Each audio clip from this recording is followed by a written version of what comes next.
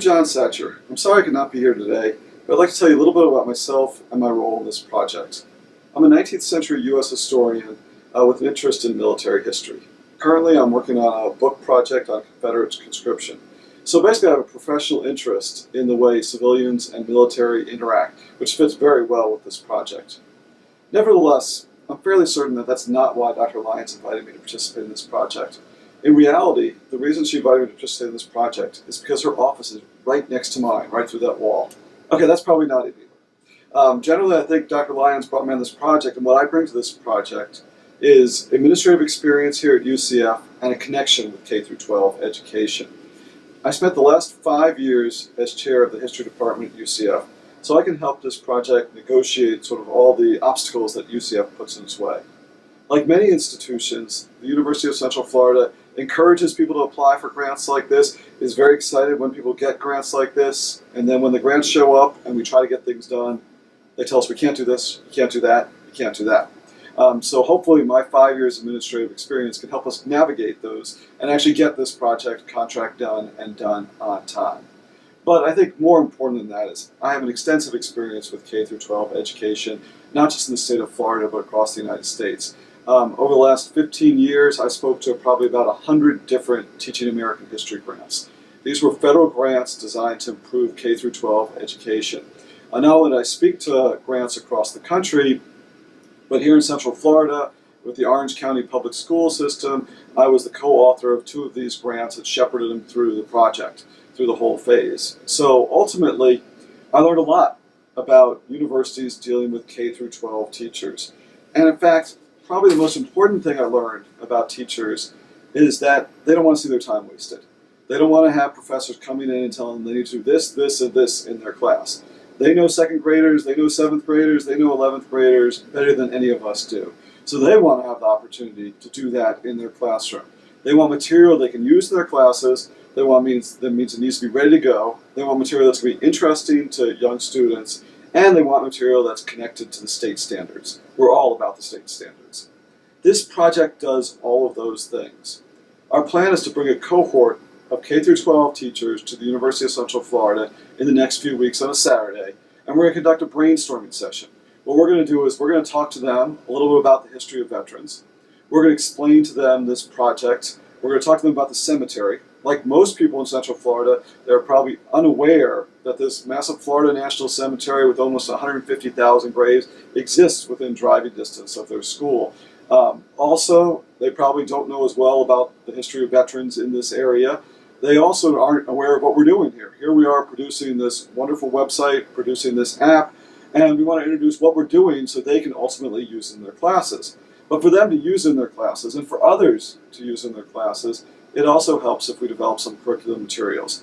So what we're going to do is have those teachers come in, show them some of the biographies that have been produced in the classes, some of the best biographies produced, and allow them to start thinking about ways that they could make lesson plans out of this and put those into K-12 curriculum. So we'll have that meeting in May, then we'll meet again at the end of the summer. In the intervening months, what we'll have them do is develop these materials. We'll have myself and others will be keeping in touch with them, making sure that if there are updates to the biographies, that those get out there, making sure that they stay on task, answering any questions they have. But ultimately, they will spend that summer producing lesson plans that are ready to go. In terms of state standards, we're in excellent shape.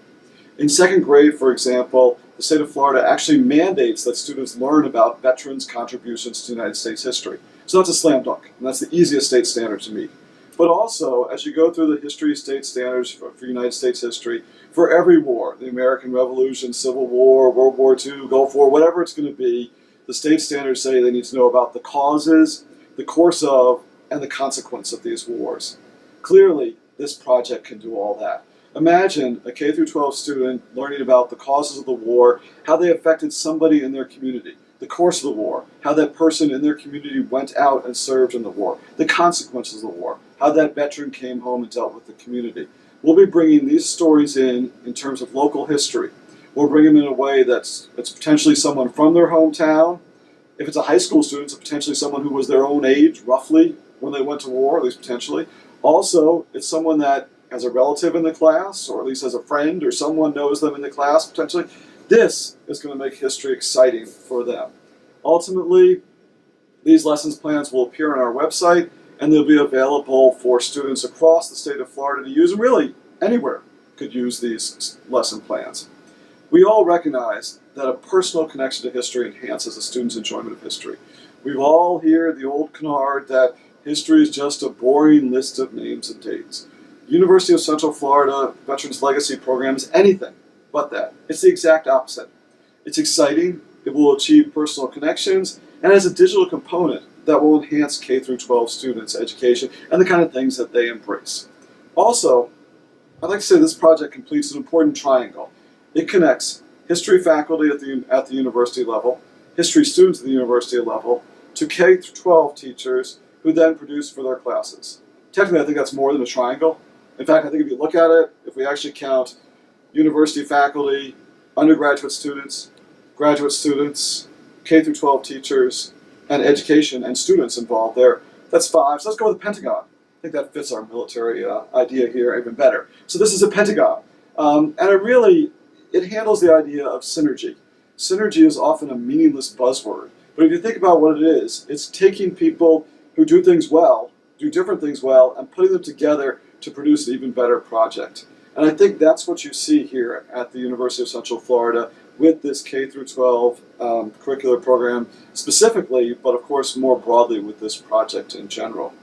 Thank you for your time. I'm sure the rest of the team will be happy to answer questions about this aspect of our project. Thanks.